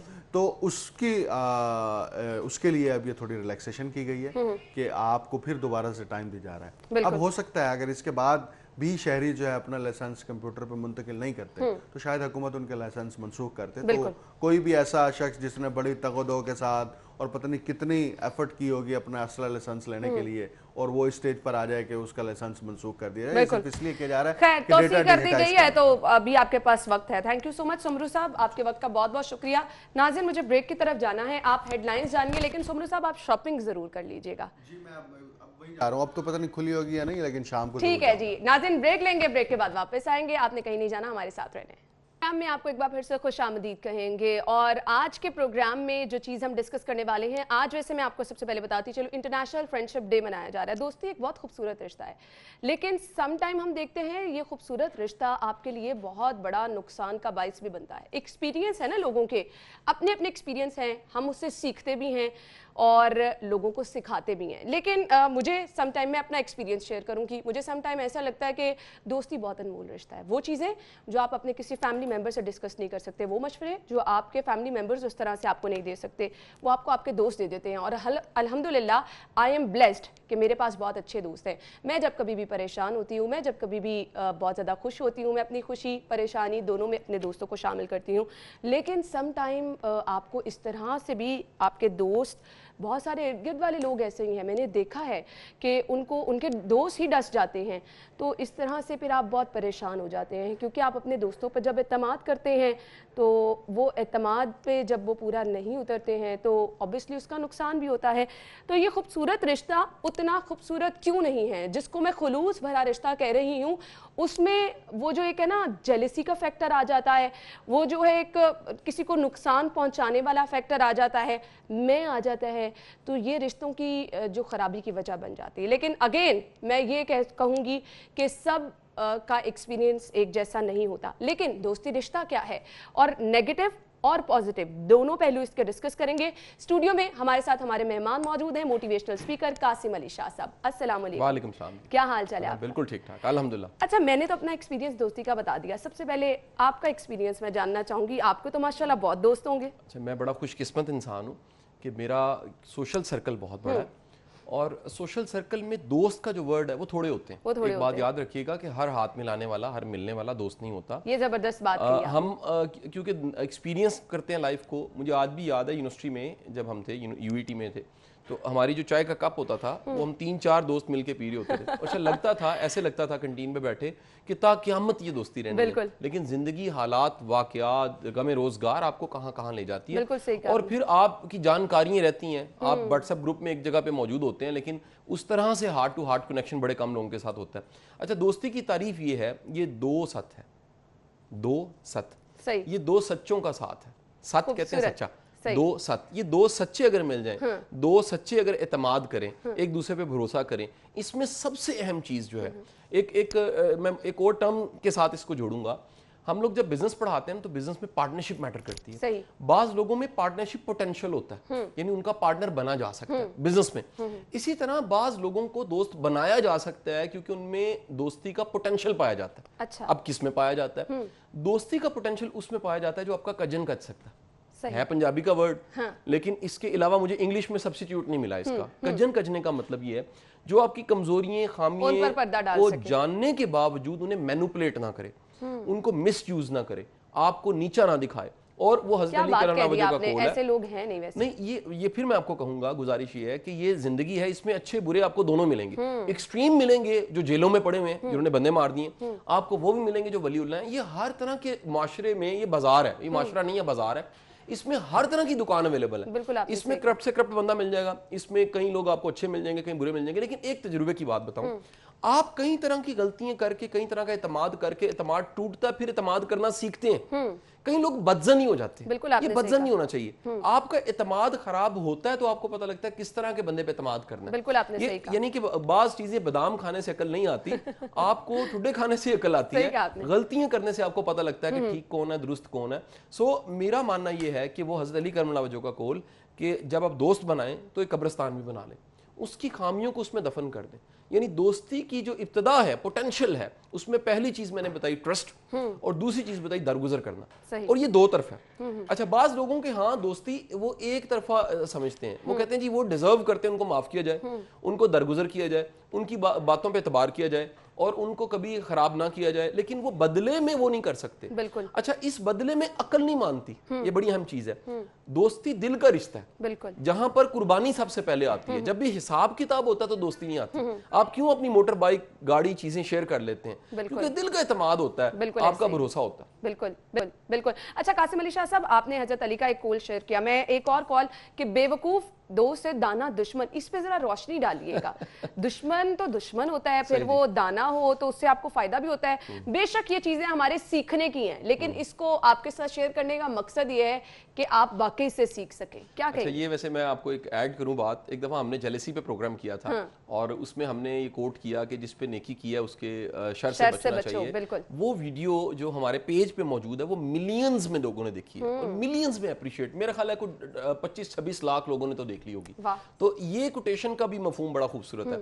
इसका मफहूम है, कोटेशन को दोहरा देता हूं, कि बेवकूफ दोस्त से बेहतर है अक्लमंद दुश्मन होना। बिल्कुल। उसकी वजह क्या है? जो बेवकूफ दोस्त है वो नपे तुले अंदाज से नहीं चल रहा होता, और वो ऐसी हमाकत कर देता है, ऐसा नुकसान कर देता है कि आप कुछ कह भी नहीं सकते, क्योंकि दोस्त होता है। उसके मुकाबले में समझदार दुश्मन, अक्लमंद दुश्मन, वो आपको अलर्ट रखता है। आप उसकी स्पीड को मैच करने के लिए खुद को प्रिपेयर करते हैं। आप चौकन्ने रहते हैं, आप मोहतात रहते हैं, वो आपको बेदार रखता है। बेदार रात वाला नहीं, अलर्ट रखता है। तो वो अलर्ट रहना आपको प्रिपेयर कर देता है। एक आजकल ड्रामा बड़ा चल रहा है अर्तुगुल। अर्तुगुल की एक बड़ी शानदार इस पे कोटेशन है, इससे मिलती जुलती, कि कबीलों की जो मुखालफत है ना, वो कबीलों को मजबूत करती है। कबीलों में मुकाबला कबीलों को मजबूत करता है। तो जब भी आपका दुश्मन या आपका ओपोनेंट वो चालाक है, तो वो आपको भी समझदारी सिखा के जाता है। अच्छा, मैंने यहाँ पे ये बहुत चीजें देखी हैं कि लोग ये कहते हैं, असल में ये जो हमारे आपके लिए ऑफिसेज हैं, जॉब्स लोग कर रहे हैं, आगे निकलने की दौड़ होती है ना, उसमें समटाइम आपका दोस्त भी आपके लिए नुकसान का बायस बन जाता है। तो फिर ये चीजें दोस्ती तो नहीं होती, हम उसको दोस्ती कहते क्यों हैं? अच्छा देखिए, वो दोस्ती होती ही नहीं है। हाँ। दोस्ती क्या होती है? दोस्ती का सबसे बड़ा हुस्न ये है कि बड़े ही वक्त के बाद उसको दोबारा से निकाल के ऐसे करके झाड़ के आप उसको रवां कर सके जिंदगी में। वो खत्म नहीं हो सकती, उसमें गैप आ सकते हैं, उसमें फासला आ सकता है वक्ती, उसमें वक्ती राब्ता खत्म हो सकता है, लेकिन आपका बुनियादी ताल्लुक खत्म नहीं होता कभी भी। और यही वजह है वो जो एक फिर कोटेशन कि किसी अच्छे बंदे को जांचना है तो देखिए उसके पुराने मुलाजिम कितने हैं और पुराने दोस्त कितने हैं। मैंने देखा है लोग पुराने दोस्त को साथ लेके चल नहीं सकते। साथ लेके चलना बड़ा कमाल होता है, क्योंकि होता क्या, सम टाइम आपका दोस्त जो है उतना अक्लमंद नहीं होता, या सम टाइम उतना ग्रूम नहीं होता, या सम टाइम उतना ग्रो नहीं करता, या सम टाइम उतना स्टेटस वो एक्वायर नहीं करता जो आप अचीव कर चुके होते हैं। तो आपका कमाल ही होता है कि आप अपने पुराने दोस्तों को साथ लेके चलें, आला ज़र्फी से, दरगुजर से, बर्दाश्त से, और मुआजना ना करें। मुआजना जब भी दोस्ती में आता है, मुकाबला जब भी दोस्ती में आता है, और हिसाब किताब जब भी दोस्ती में आता है, वो दोस्ती खत्म हो जाती है। ना सिर्फ दोस्ती में बल्कि आप रिश्तों में जब मुआजना करने लगते हैं ना, तो आप रिश्तों की खूबसूरती को खत्म करना शुरू कर देते हैं। कासिम अली शाह साहब, मेरे नज़दीक तो दोस्ती वो है जो आपका मुखलिस दोस्त है, आपका हर तरह से ख्याल रखे, आपकी खुशी गम में बराबर का शरीक हो, आपकी हर चीज़ को समझता हो। और अल्हम्दुलिल्लाह मेरे नज़दीक ऐसे बहुत सारे दोस्त हैं जो मेरी खुशी गम को भी समझते हैं, जिनको अक्सर पता चल जाता है मैं खुश हूँ तो क्यों हूँ, और अगर मैं नहीं भी बता रही कि मुझे कोई मसला है तो फौरी तौर पर, मेरी एक दोस्त देख भी रही होंगी जो मुझे अक्सर फौरी तौर पर पहचान लेती हैं कि बताओ क्या मसला है। मैं ना भी बताना चाहूँ तो फ़ौरन वो ये कहना शुरू हो जाती है। सीमल की मैं बात कर रही हूँ। लेकिन असल दोस्त की, सच्चे दोस्त की, मुखलिस दोस्त की पहचान क्या है, आप क्या बताते हैं? अच्छा देखिए, कई निशानी हैं। ये सारी कोटेशंस हैं जो बड़े लोगों की कोटेशंस हैं, मैं उनको दोहरा देता हूँ। वासिफ अली वासिफ साहब की सेइंग बड़ी प्यारी है। आप फरमाते हैं कि दोस्त वह जो गम को कम करता है, खुशी को बढ़ा देता है। सही। ये बड़ा खूबसूरत जुमला है कि गम को कम कर दे और खुशी को बढ़ा दे। फिर आपका एक बड़ा शानदार जुमला है, आप फरमाते हैं दोस्त वो है जो तुमसे तुम्हारी खामी बयान करता है, दूसरों से तुम्हारी खूबी बयान करता है। अब इसको उल्टे भी कर लीजिए जरा, दुश्मन अगर समझना है, दुश्मन वो है जो चुराहों में, चीजें बताएंगे मैं अपने दोस्तों का एनालिसिस करना शुरू हो गई हूं। चुराहों में आपको ख्वार कई लोग करते हैं। आप देखेंगे बाज लोग पोस्ट लगा देते हैं आपके खिलाफ, बाज लोग आपके खिलाफ वीडियो बना देते हैं, बाज लोग एक क्वेश्चन रेज कर देते हैं, मेरा कासिम अली शाह से ये सवाल है। दरअसल वो दुश्मन होते हैं। सेंसिबल बंदा, मैच्योर बंदा हमेशा पर्सनल में राब्ता करता है कि सर ये बात मुझे समझ नहीं आई, या मेरा इस पे इख्तलाफ है, मेरा एतराज है, मुझे ये जरा बता दीजिए। तो जो ये नहीं करता वो चुराहे में खड़ा हो जाता है, बैनर लेके खड़ा हो जाता है कि जी मुझे बताएं। अब ये एक अंदाज है, दुश्मनी का अंदाज है, बदतरीन अंदाज है और बेहयाई का अंदाज है। अच्छा, फिर एक बड़ी शानदार कोटेशन आपको मिलेगी, दोस्त वो है जिसके पास बैठ के आप बेफिक्रे हो जाए, सही कहा, आपकी फिक्र खत्म हो जाए। दोस्त वो है जिसके साथ आप ताकत महसूस करें, एतमाद बढ़ जाए आपका। दोस्त वो है जो मसले को खत्म ना करे लेकिन मसला छोटा हो जाए उसके साथ बैठ के। दोस्त वो है जो आपकी दिल की कैफियत को बदल दे। दोस्त वो है जो सिर्फ आपको ये सिर्फ चाय की प्याली नहीं पूछता, आपकी रूह का सामान भी पैदा करता है, जो आपको एतमाद देता है। और एक क्या खूबसूरत हदीस जिसका मफहूम ये है कि इंसान अपने दोस्त के दीन पर होता है, ये मफहूम हदीस है। होता क्या है कि दरअसल आपकी जो कंपनी है ना, आप उन्हीं जैसा ईमान यकीन रख के चल रहे होते हैं। बिल्कुल आपने सही कहा, आपको नहीं पता होता आपके अंदर अपने दोस्तों वाली आदतें खुद ब खुद करके आ जाती है। अच्छा, एक और भी नुस्खे की बात बताऊं, ये टिम फेरिस का जुमला है। वो कहता है कि जी आप प्रोडक्ट हैं किसका, 5 दोस्तों का जिनको ज्यादा मिलते हैं आप वैसे ही होते हैं जैसे लोगों को आप मिल रहे होते हैं। यानी हो नहीं सकता कि बंदा बुज़दिल लोगों में रहे और बुज़दिल बन ना जाए, ला इल्म लोगों में रहे और इल्म उसका खत्म ना हो जाए, या फिर इल्म वालों में रहे तो उसका इल्म बढ़ ना जाए। तो जिस तरह के लोगों में आप उठते बैठते हैं उस तरह का आप पे असर और असरात फिर पड़ते रहते हैं। बिल्कुल आपने सही कहा। अच्छा, अब ये अच्छे दोस्त की तो डेफिनेशन आपने बता दी। अब बहुत सारे लोग ऐसे हैं जो वो ये अच्छे दोस्त रखते हैं लेकिन उसके बावजूद वो कहते हैं ना कि यही अच्छे लोग उनको डस भी जाते हैं। ऐसा क्यों होता है? अच्छा देखिए, ये जिंदगी है, इस जिंदगी में हर तरह के लोग आपको मिलने हैं, आपको अच्छे भी मिलने हैं, बुरे भी मिलने हैं। आपको तारीकी में रोशनी की पहचान होती है, आपको भूख में रोटी की अहमियत का पता लगता है, आपको ठंड लगती है तो पता लगता है कपड़े कितने इंपॉर्टेंट है, आपको बुरा दोस्त मिलता है तो फिर कोई अच्छे की याद आती है। कई लोग होते हैं वो उनको जब बुरा बॉस मिलता है ना तो फिर पिछला बॉस याद आता है, ये भी मैंने देखा है। उनको पता लगता है यार वो कितना केयर करता था, वो मेरी कितनी रिस्पेक्ट करता था। एक आपको पर्सनल एक्सपीरियंस और बताऊं, जिन लोगों ने मुख्तलिफ जगह एक्सपीरियंस लिया होता है वो किसी नई जगह आके कदर करते हैं। बिल्कुल, वो कहते हैं नहीं, मेरे पिछले तजुर्बे से मुझे पता लगता है कि जो बेकदरे हैं वो जाया हो जाते हैं। बेकदरापन जो है ना, रिश्तों में बेकदरापन, दोस्ती में बेकदरापन वो जाया कर देता है। कुछ लोग दोस्त को एज ग्रांटेड लेने लग पड़ते हैं, वो कहते हैं जी ऐसे ही होना चाहिए। अच्छा, ये याद रखिए कि पूरे शहर में एक ऐसा घर, एक ऐसा शख्स जिसके पास आप जाना चाहें, पूरे शहर में एक ऐसा शख्स जिसके लिए आप कुर्बानी देना चाहें, पूरे शहर में एक ऐसा शख्स जिसको आप कहें तो वो कर दे जो आप चाहते हैं। और सबसे बढ़ के हम दोस्त उसको समझते हैं जो हाँ में हाँ मिलाता है। नहीं, दोस्त वो होता है जो आपकी बुरी चीजें आपको बताता है, जो आपको अकेले बैठ के कहता है ये क्या बेवकूफी तूने की। यानी मेरी जिंदगी के जो बेहतरीन दोस्त हैं, अब वो भी मुझे सुन रहे होंगे आज, मैं उनका शुक्रिया अदा करूंगा। वो मुझे कहते हैं ये हमाकत है, ये तुमने नहीं करना, ये करना है। और एक गुड लक मैं आपको बताऊं, मेरी गुड लक ये भी रही कि मेरे कुछ दोस्त मेरी उम्र से ज्यादा बड़े थे। अच्छा, यानी जब मेरी उम्र 30-32 साल होती है कि आपको समझाने वाला, गाइड करने वाला 32 साल मेरी उम्र थी, तो उस वक्त में मेरे कई ऐसे बिजनेसमैन दोस्त थे जिनकी 50 साल उम्र थी। अच्छा, मेरे कई ऐसे बड़े एंकर दोस्त थे जिनकी उम्र मेरे से कहीं ज्यादा थी। अब आप जब अपने से ज्यादा विजडमफुल लोगों में रहते हैं तो फिर आपकी उम्र कम होती है, ज़हनी उम्र बढ़ना शुरू हो जाती है। ये दो तरह की उम्र है ना, बिल्कुल। एक आपकी उम्र है जिस्म की उम्र, एक आपकी ज़हन की उम्र है। ज़हन की उम्र को बढ़ाने के लिए अपने से ज्यादा मैच्योर, घाघ, दुनियादार, समझदार, मामला फहम, मामला शनास लोगों में उठना बैठना चाहिए। बिल्कुल आपने सही कहा। अच्छा, हमारे नौजवानों के लिए ना आजकल दोस्ती की डेफिनेशन बिल्कुल ही मुख्तलिफ है। हमने अच्छे दोस्त की भी पहचान बता दी, बुरा दोस्त कौन होता है हमने ये भी बता दिया। ये हमारे नौजवान दोस्ती को आजकल क्या समझ रहे हैं? अच्छा देखिए, आजकल ना सबसे बड़ा सितम और जुल्म इस सेल फोन ने किया। सही कह रहे हैं। कम्युनिकेशन हो गई आसान। हमारी यूनिवर्सिटी लाइफ में पूरे 4 सालों की मेहनत के बाद कोई एक अदा ओपोनेंट फ्रेंड किसी का दोस्त बन जाए और सारे रश की निगाह से देखते थे क्या बात है यार, उनकी शादी हो जाती थी, क्या खूब, पूरी क्लास उसको ज्वाइन करती थी।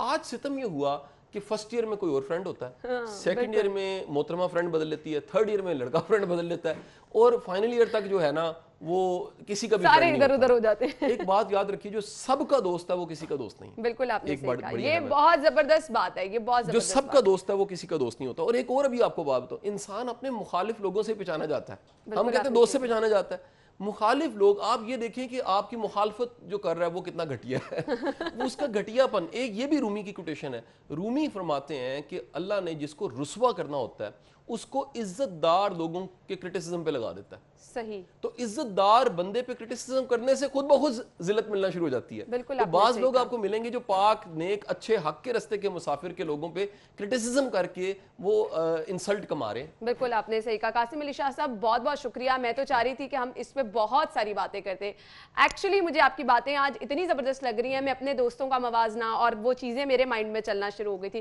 थैंक यू सो मच, बहुत बहुत शुक्रिया, जज़ाकल्लाह। नाज़रीन, मुझे ब्रेक की तरफ जाना है, ब्रेक लेंगे, ब्रेक के बाद आपको दोबारा ज्वाइन करेंगे, हमारे साथ रहिएगा।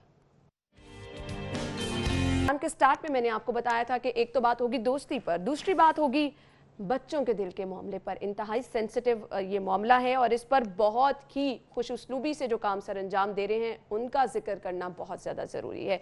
तो हमारे मेहमान जो हमारे साथ स्टूडियो में मौजूद हैं उनका तारुफ मैं आपके साथ कराना चाहूँगी। जी, हमारे साथ मौजूद हैं इस वक्त मुश्तबा महमूद भट्टी साहब, और इनके बारे में मैं आपको बताती चलूँ जी, बोर्ड मेंबर हैं, ये बोर्ड डायरेक्टर है sorry Pakistan children's heart foundation के। इन्हें खुशामदीद कहेंगे। अस्सलाम वालेकुम। वालेकुम, क्या हाल चाल है आपके? अल्लाह का शुक्र है। बहुत बहुत शुक्रिया आपके वक्त के लिए। जैसा कि मैंने सबसे पहले कहा कि ये इंतहाई अहम मामला है, और फिर जब छोटे बच्चों की बात आती है तो छोटे बच्चों के लिए तो ये बहुत ही सेंसिटिव मामला हो जाता है।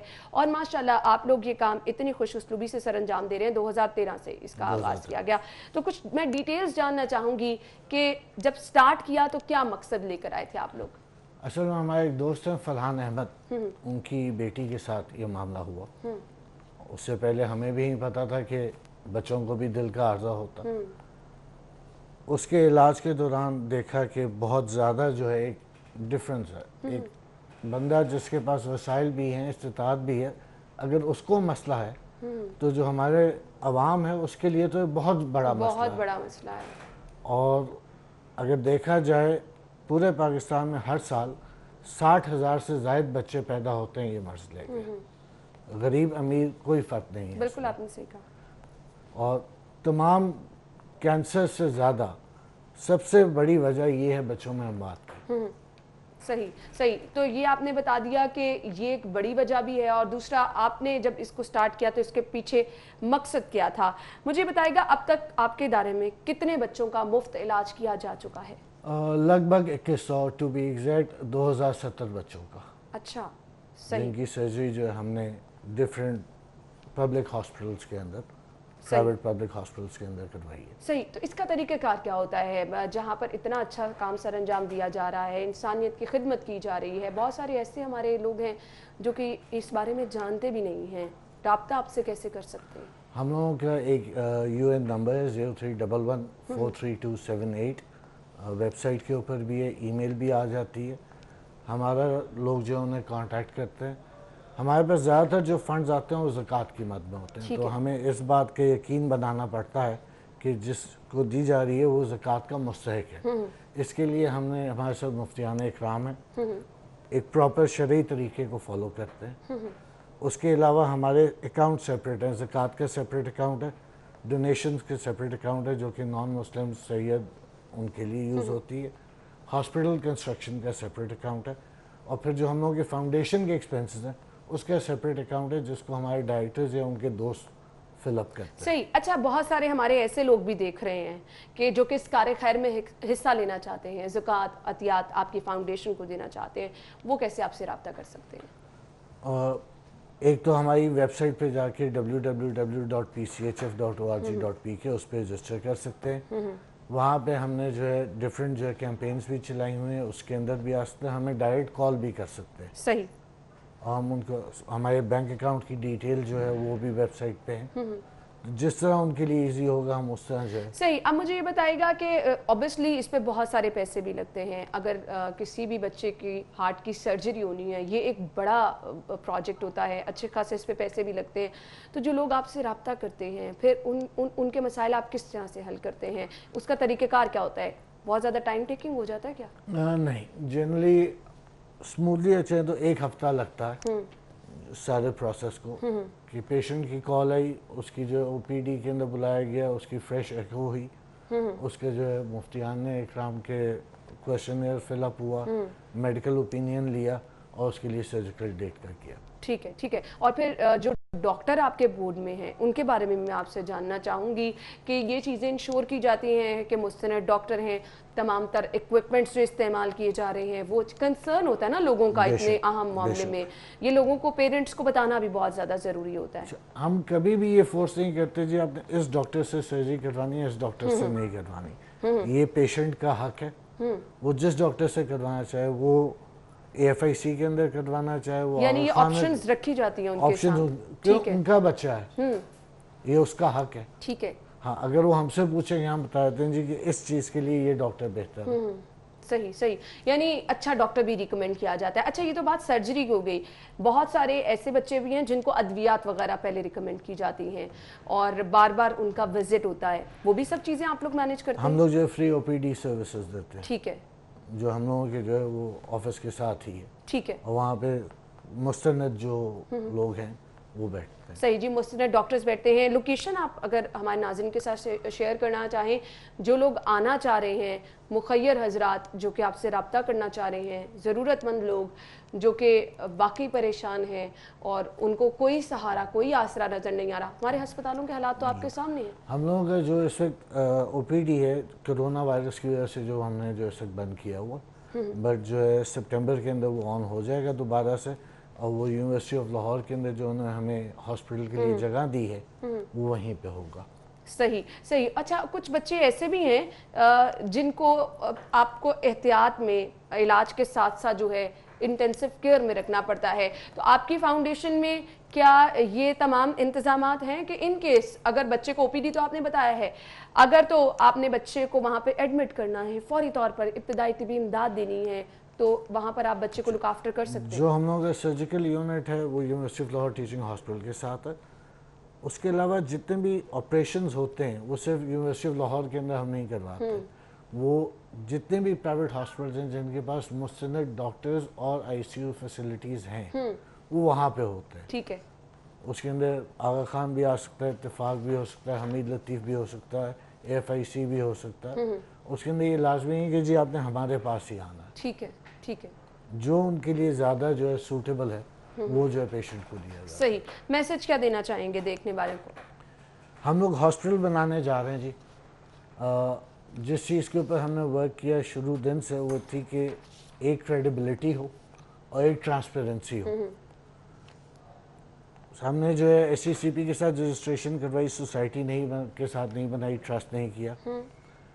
We are certified by Pakistan centre of philanthropy. बहुत कम ऑर्गेनाइजेशंस होती हैं जो कि उनसे सर्टिफाई होती हैं। हमारे जितने भी अकाउंट्स हैं वो ट्रांसपेरेंट हैं, they are available online as well. ठीक, हम हॉस्पिटल बनाने जा रहे हैं, 1.25 अरब रुपए की कॉस्ट है। सही। हमें 1 लाख पाकिस्तानी चाहिए जो कि 1 साल के लिए हर महीने 1000 रुपया देंगे। सही। तो जो है children's heart hospital and research institute क्या में आ जाएगा। सही। तो मैं यहाँ पर उन लोगों से अपील करना चाहूँगी, हमारे लोग वैसे बहुत दर्द दिल रखते हैं, तो इस कार्य खैर में बढ़ चढ़कर हिस्सा लें, क्योंकि हम देख रहे हैं कि एज सच हमारे पूरे पाकिस्तान में, अगर मैं ख़ास तौर पे शहर लाहौर की बात करूं, तो बच्चों के लिए कोई इस तरह का अस्पताल नहीं है जहां पर बच्चों को फौरी तौर पर दिल के मामलात के हवाले से इलाज मुआवजा फराहम किया जाए। तो जहां ये इतना अच्छा काम किया जा रहा है, वहीं मैं आपसे रिक्वेस्ट ये करना चाहूँगी कि इस कार्य खैर में आप भी बढ़ चढ़ कर हिस्सा लें। बहुत बहुत शुक्रिया आपके कीमती वक्त के लिए। Thank you so much and wish you good luck कि आप इतना अच्छा काम सर अंजाम दे रहे हैं। इसमें अल्लाह ताला भी आपकी मदद करे, और वो लोग जिनको हम कहते हैं कि हमारे बहन भाई दुखी इंसानियत के लिए खिदमत का जज्बा रखते हैं, उनसे भी रिक्वेस्ट है कि वो बढ़ चढ़ कर हिस्सा लें और आपका साथ दें। बहुत शुक्रिया आपका। नाज़रीन, मुझे ब्रेक की तरफ जाना है, ब्रेक लेंगे और ब्रेक के बाद वापस आते हैं शो में, हमारे साथ रहिएगा। ब्रेक के बाद प्रोग्राम में आपको एक बार फिर से खुश आमदीद कहेंगे और सेगमेंट्स की तरफ चलेंगे। जी, सेगमेंट्स में सबसे पहले जान लेते हैं आज के भाव क्या हैं।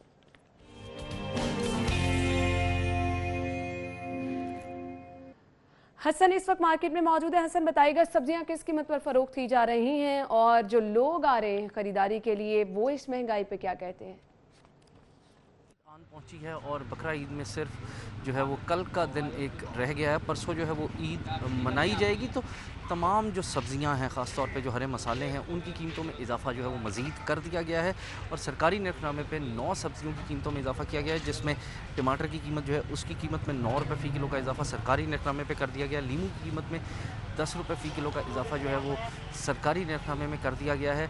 लेकिन शहर के किसी भी इलाके में अगर बात की जाए तो सरकारी निर्खनामे पर अमल दरामद नहीं किया जा रहा। और अगर कीमतों की बात की जाए तो शहर के मुख्तलिफ इलाकों में टमाटर जो है वो 120 रुपये से लेके और 150 रुपये तक जा पहुँचा है। इसी तरह से लीमू जो है वो शहर के मुख्तलिफ इलाकों में 220 रुपये से लेके और 250 रुपये फ़ी किलो तक फ़रोख्त किए जा रहे हैं। आलू जो है वो 90 रुपये तक फ़रोख्त हो रहे हैं। प्याज जो है वो 60 रुपये तक फ़रोख्त किए जा रहे हैं। हरा धनिया जो है वो 250 रुपये फ़ी किलो में फ़रोख्त किया जा रहा है, जबकि हरी मिर्च जो है वो 150 रुपये फ़ी किलो तक जा पहुँची है। इस हवाले से शहरियों का यही कहना है कि हुकूमत को ये चाहिए कि वो कम अज़ कम ईद के मौके पे, किसी त्यौहार के मौके पे कीमतों को कंट्रोल करे, और ख़ास तौर पे जो बढ़ती हुई महंगाई है इसको कंट्रोल किया जाए, ताकि आम शहरियों को, आम सार्फिन को ईद त्यौहार पर जो है वो किसी हद तक रिलीफ मिल सके। जबकि दूसरी तरफ अगर ब्रायलर की कीमत की बात की जाए तो गुज़िश्ता रोज़ की निस्बत आज मुर्गी गोश्त की कीमत में 2 रुपये फ़ी किलो का इजाफा कर दिया गया, जिसके बाद शहर में मुर्गी का गोश्त है वो 209 रुपये फ़ी किलो में फ़रोख्त किया जा रहा है। ठीक है, thank you so much Hasan, आप हमारे साथ मौजूद थे। और महंगाई की वजह से लोग जितने परेशान हैं, रिक्वेस्ट कर रहे हैं कि खुदारा त्यौहार है, महंगाई को कंट्रोल करें। लोगों की क़ुव्वत ख़रीद जवाब दे चुकी है, लोगों के लिए अपना बजट मैनेज करना बहुत ज़्यादा मुश्किल हुआ है। तो लोग रिक्वेस्ट ये कर रहे हैं कि जिनकी ये जिम्मेदारी है वो जाग जाएं और उनके लिए कुछ ना कुछ आसानी पैदा कर दें। आगे बढ़ेंगे। और नाज़रीन, अभी हम देख रहे हैं कि शहर में लॉकडाउन किया गया है, लॉकडाउन किया गया है, मार्केटें बंद की गई हैं। कल तक सिचुएशन ये थी कि जो मार्केटें खुल रही थी वहाँ पर हमने देखा कि पुलिस पहुँच जाती थी, दुकानें बंद करा रही थी, ताजिरों के साथ तल्ख कलामी भी हुई। फिर आज आपके साथ खबर ये शेयर की है कि जो मार्केटें खुल रही थी, जो मेन मार्केट्स हैं जहां पर ज्यादा लोग जाते हैं, उनको कनाते लगा के रास्ता बंद कर दिया गया है, पुलिस की नफरी तैनात की गई है। तो अब इस लॉकडाउन की सिचुएशन क्या है शहर में, जान लेते हैं। हमारे साथ शहजाद मौजूद है, क्योंकि बहुत सारे लोग हमसे रब्ता कर रहे हैं, हमारे दोस्त जानने वाले ये पूछते हैं जी कौन सी मार्केट खुली है, कौन सी नहीं खुली है। हमें पता चल रहा है कि शाह आलम मार्केट खुली है, हमें पता चल रहा है इचरा बाजार खुला है। तो शहजाद की तरफ जाते हैं। शहजाद, बताइएगा शहर में लॉकडाउन की सूरत हाल क्या है, क्या कोई मार्केट्स खुली हैं, कारोबारी सरगर्मियां चल रही हैं या नहीं? जी है ना, बिल्कुल। इस हवाले से हमने टिकर्स में भी ये सूरत हाल वाज़े की है कि शहर की मुख्तलिफ मार्केटों और बाज़ारों के हवाले से ये अफवाहें गर्दिश कर रही हैं कि फ़लाँ मार्केट खुली है और फ़लाँ मार्केट बंद है, लेकिन हकीकत इसके बिल्कुल बरक्स है। हुकूमत की जानिब से जो 27 जुलाई को नोटिफिकेशन जारी किया गया था, उसमें तमाम तर सूरत हाल वाज़े कर दी गई थी और सूरत हाल उसी के मुताबिक चल रही है। कोई हुकूमत की जानिब से नया नोटिफिकेशन जारी नहीं किया गया। सिर्फ हुकूमत की जानिब से उस नोटिफिकेशन में ये बात कही गई थी, इस बात की वजाहत की गई थी कि जो ज़रूरी आलात के पार्ट्स की दुकानें हैं, इसके अलावा वर्कशॉप हैं और जो ज़रूरी आलात के स्पेयर पार्ट्स वगैरह की दुकानें हैं, सिर्फ उनको कारोबार करने की इजाज़त होगी। तो ये दुकानें सिर्फ Badami Bagh auto parts market में वाक़ हैं और जुज़वी तौर पर वहाँ पे ज़रूरी आलात से वाबस्ता दुकानें जो हैं वो खुली हैं। और इसी की आड़ में जो बिलालगंज मार्केट के ताजर हैं ना, उन्होंने भी जुज़वी तौर पर अपनी मार्केटें खोल रखी हैं। हालांकि बिलालगंज मार्केट के अंदर ज़रूरी आलात की दुकानें नहीं हैं, वहाँ सिर्फ ऑटो पार्ट्स की दुकानें हैं, वो भी इस्तेमाल शुदा।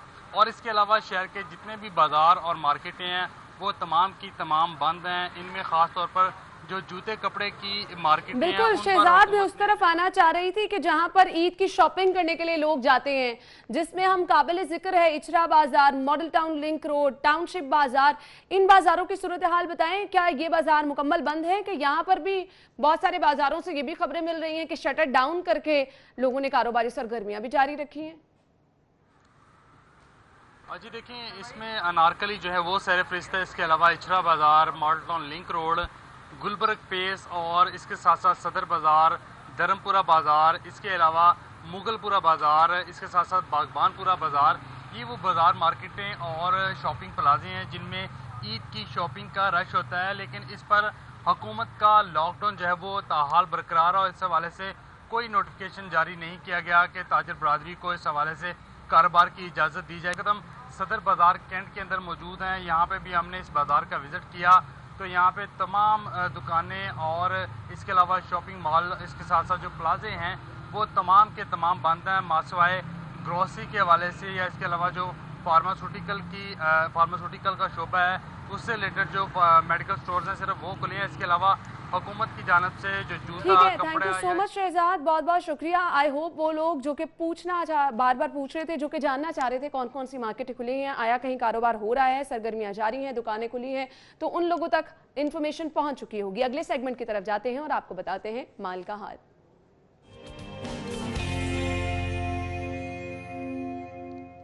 तो गैर मुल्की करेंसी रेट्स क्या हैं, एक नजर डालिए।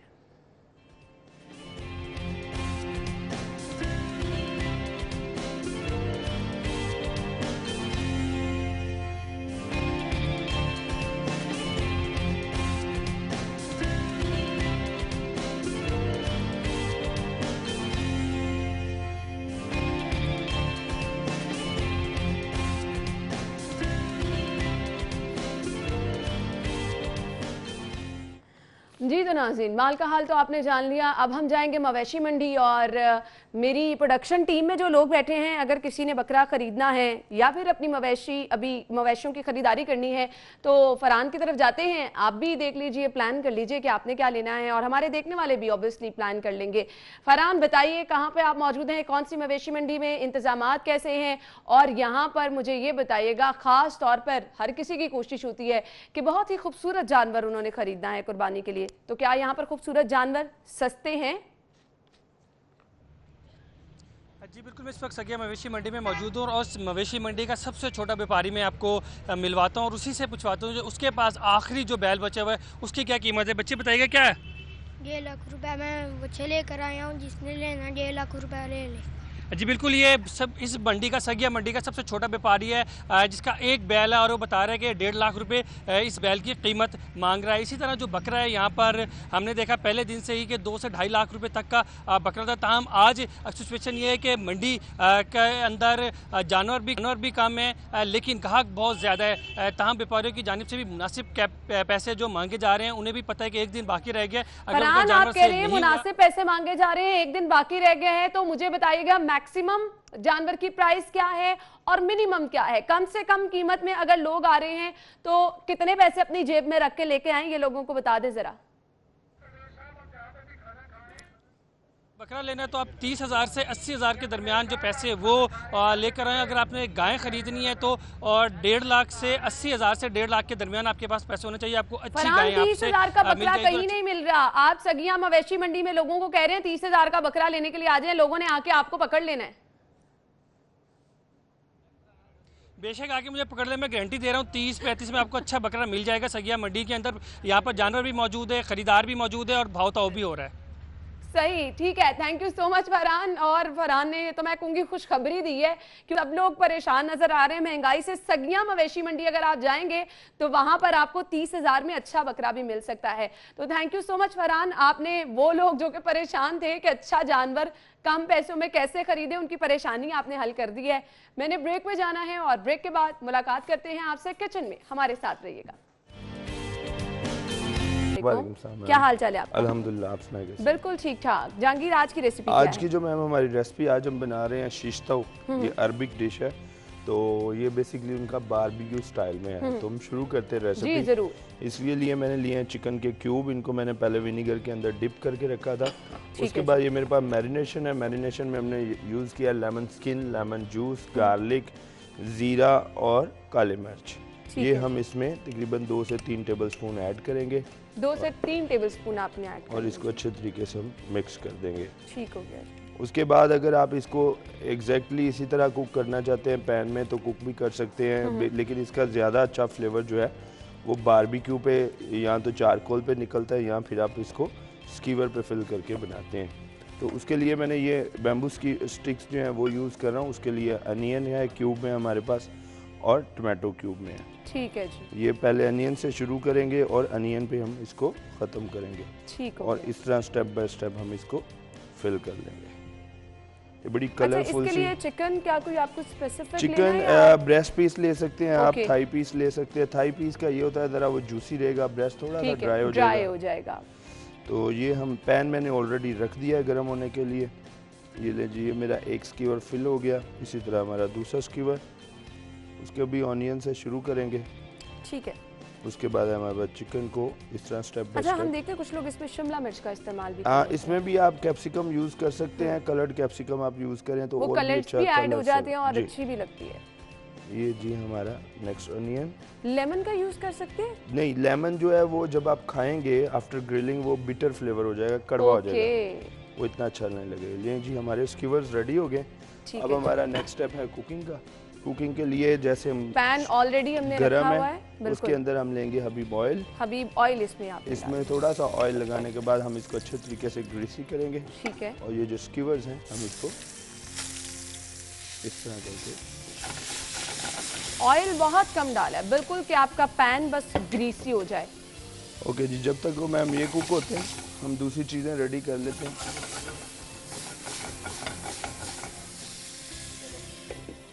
ओके जी, नेक्स्ट स्टेप है हमारा सैलेड का जो इसके साथ सर्व होगा। इसके अंदर मैंने ऑलरेडी अनियन और पार्सले जो है वो चॉप किया हुआ है। हमें इसके लिए जो सीजनिंग चाहिए वो है लेमन जूस। लेमन जूस जाएगा इसमें 1 टेबलस्पून। ठीक है। साथ हम लेंगे अपना हबीब ऑयल या ऑलिव ऑयल अगर आप यूज़ करना चाहते हैं 1 टेबलस्पून वो जाएगा। ठीक है। और सॉल्ट जाएगा एज पर टेस्ट। सॉल्ट डाल के आप इसको अच्छे तरीके से मिक्स कर दें। ठीक हो गया। जब तक हमारा चिकन कुक होता है हम अपनी प्लेटिंग की भी तैयारी कर लेते हैं। ठीक है जी, हमारा चिकन ऑलमोस्ट कुक हो रहा है। टाइम हमारे पास क्योंकि कम होता है इसलिए हमारी कोशिश होती है कि हम जल्दी जल्दी चीज़ें जो हैं वो रेडी कर लें। अज्जाए तरकीबी क्या हैं वो आपकी स्क्रीन पे चल रहे हैं, नोट डाउन कर लीजिएगा ताकि जब भी आप ये रेसिपी बनाएं तो एज सच कोई वो चीज़ ना रह जाए जो आपसे मिस हो जाए। बिल्कुल जी। इसके लिए हमें यूज़ करेंगे पीटा ब्रेड। ठीक है, जिसको हम अरबिक ब्रेड भी बोलते हैं। इसको हम लेयर्ड करेंगे बड़े प्यारे तरीके से। इसको मैंने ग्रिल कर लिया, कलर दे दिया हुआ। साथ में मेरे पास ये गार्लिक सॉस है जो ऑलरेडी मैंने बना के रखी है। गार्लिक सॉस बनाने का बहुत इजी तरीका, उसके अंदर आपको एग वाइट चाहिए होता है। एग वाइट के साथ आपको चाहिए गार्लिक जूस चाहिए और उसको आइस के साथ आप ब्लेंड करते हैं। अब हम इसकी साइड चेंज करेंगे।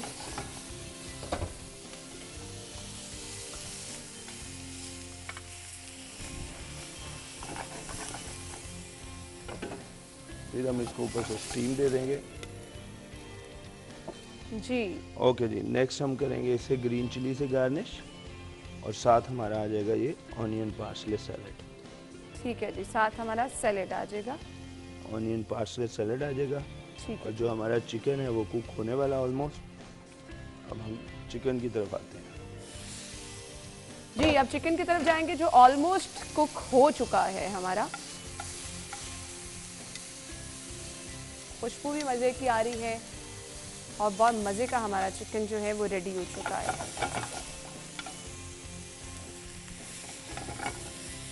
और ये मज़े की रेसिपी आपकी तब बनती है जब आप इसमें वो तमाम चीज़ें शामिल कर लेते हैं जिससे आपकी सेहत भी अच्छी रहती है। तो हबीब कुकिंग ऑयल का अगर आप इस्तेमाल करेंगे तो अच्छी रेसिपी के साथ साथ आप अपनी सेहत का ख्याल भी रख सकेंगे, क्योंकि हबीब ये कहता है कि दिल का मामला है। रेसिपी हमारी ऑलमोस्ट कंप्लीट हो चुकी है। जहांगीर, फाइनल प्लेट में चाहूंगी हमारे नाज़रीन को आप दिखा दें। ये हमारा चिकन जो है ग्रिल हो चुका है, बड़ा खूबसूरत कलर भी आ चुका है। अब हम इसको यूं करके इसके साथ अरेंज कर देंगे। बहुत ही ज़बरदस्त जी। ये हमारी रेसिपी की फाइनल लुक है, आप देख सकते हैं। खुशबू बहुत मज़े की आ रही है, ज़रूर ट्राई कीजिएगा। आप इसको चाय के टाइम पे भी सर्व कर सकते हैं, आपके गेस्ट आ रहे हो तो ये बहुत ज़बरदस्त और जल्दी से तैयार होने वाली रेसिपी है। ज़रूर ये ट्राई कीजिएगा, हमें फीडबैक दीजिएगा। इंशाल्लाह कल आपसे जब मुलाकात होगी तो नई रेसिपी के साथ होगी। अपना ख्याल रखिएगा, मुझे इजाज़त दीजिए, अल्लाह हाफ़िज़।